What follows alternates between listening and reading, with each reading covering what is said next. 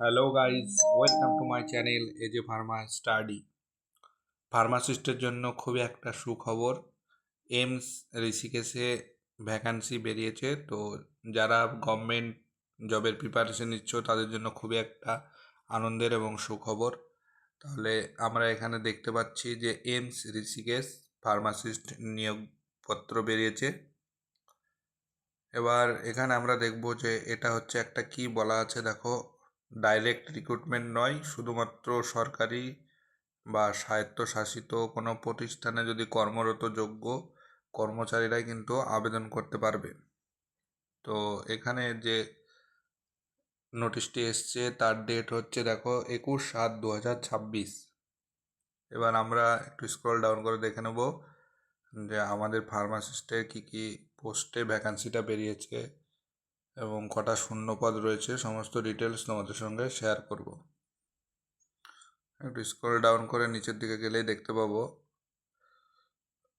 যে chief pharmacist পদের নাম এবং যে বিজ্ঞপ্তি নম্বর সেটা হচ্ছে 2026/32 এবং এটা হচ্ছে গ্রুপ বি। আর যেটা বেতনের স্তর বা পেমেন্ট দেবে সেটা হচ্ছে লেভেল 7 এবং বেতন হচ্ছে 44,900 থেকে 1,42,400 পর্যন্ত এবং এর শূন্য পদ রয়েছে একটি।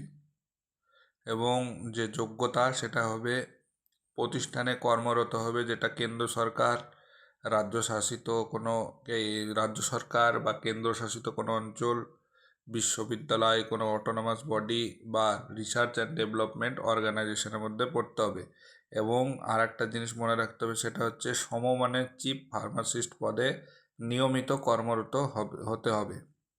আর আরও লেখা আছে, দেখো, ফার্মাসিস্ট গ্রেড 2 পদে 5 বছর নিয়মিত চাকরি থাকতে হবে এবং পুরনো গ্রেড পের যে 4200 অনুযায়ী তার পেমেন্টের ওটা থাকতে হবে স্লিপ। এবার দ্বিতীয়ত দেখো 25 নম্বরে যেটা আছে সিনিয়র ফার্মাসিস্ট। তো এখানে পদের নাম হচ্ছে সিনিয়র ফার্মাসিস্ট, বিজ্ঞপ্তি নম্বর 2026/33, গ্রুপ বি। বেতন স্তর হচ্ছে লেভেল 6-এ পেমেন্ট দেবে 35,400 থেকে 1,12,400 পর্যন্ত। আর যদি দেখো শূন্যপদ, তো এখানে শূন্যপদ রয়েছে 3টি শূন্যপদ রয়েছে। আর সমমানের সিনিয়র ফার্মাসিস্ট পদে কর্মরত হতে হবে। আর ফার্মাসিস্ট গ্রেড 2 পদে 6 বছর নিম্নলিখিত চাকরি গ্রেড পে 2800 অনুযায়ী কাজ করতে হবে, এরকম একটা বলা আছে। আর যেটা হচ্ছে তোমার যে যোগ্যতা সেটা তো বলে দিলাম এটা।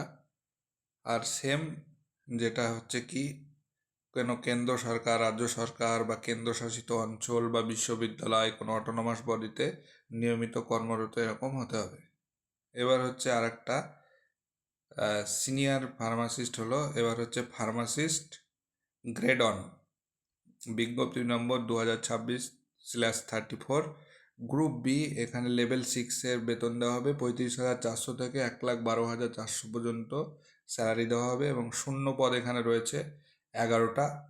আর সমমানের ফার্মাসিস্ট গ্রেড 1 পদে নিয়মিত কর্মরত হতে হবে। আর ফার্মাসিস্ট গ্রেড 2 পদে 6 বছর নিয়মিত চাকরি করতে হবে।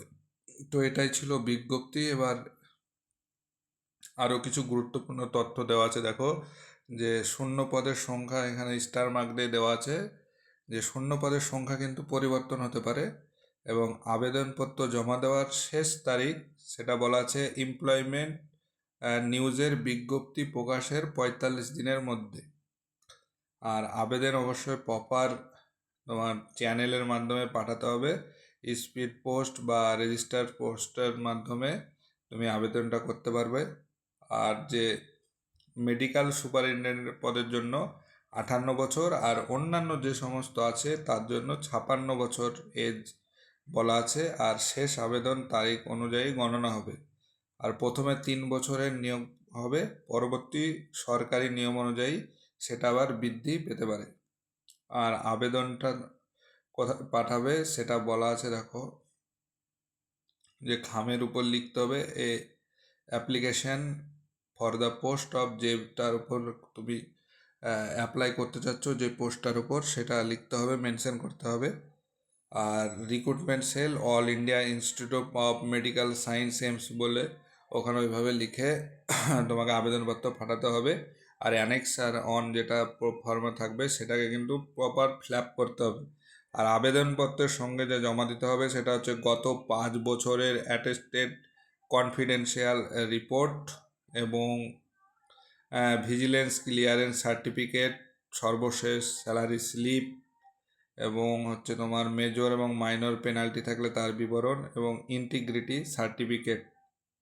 আর গুরুত্বপূর্ণ শর্ত হচ্ছে প্রপার চ্যানেল ছাড়া কিন্তু আবেদনপত্র গ্রহণ করা যাবে না। শর্টলিস্টেড এরপর শুধুমাত্র নির্বাচিত প্রার্থীদের ইন্টারভিউয়ের মাধ্যমে ডাকা হবে। আর ইন্টারভিউয়ের সময় সমস্ত অরিজিনাল ডকুমেন্টস দেখাতে হবে। ভিজিলেন্স ক্লিয়ারেন্স বা এপিআর না থাকলে আবেদন বাতিল হবে। আর এইমস প্রয়োজন অনুযায়ী শূন্য পদের সংখ্যা কমাতে বা বাতিল করতে পারে। তো আর একটা জিনিস বলবো যে কারা কারা আবেদন করতে পারবে। তো বর্তমান কেন্দ্র বা রাজ্য সরকারের হাসপাতাল, মেডিকেল কলেজ, এইমস, ইএসআইসি, সরকারি বিশ্ববিদ্যালয় বা স্বায়ত্তশাসিত প্রতিষ্ঠান, এইরূপ যেখানে ফার্মাসিস্ট হিসাবে কর্মরত বা ডেপুটেশনের শর্ত পূরণ করে এই টাইপের যারা কর্ম করছেন এই জায়গাগুলো, তারাই কিন্তু একমাত্র আবেদন করতে পারে।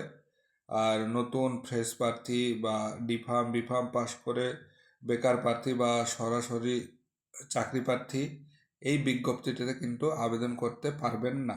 এটা মাত্র শুধুমাত্র ডেপুটেশন বেসিসের নিয়ন্ত্রণ। তো আজকের জন্য এইটুকু। চ্যানেলটা ভালো লাগলে তোমরা সাবস্ক্রাইব করো আর ছড়িয়ে দাও।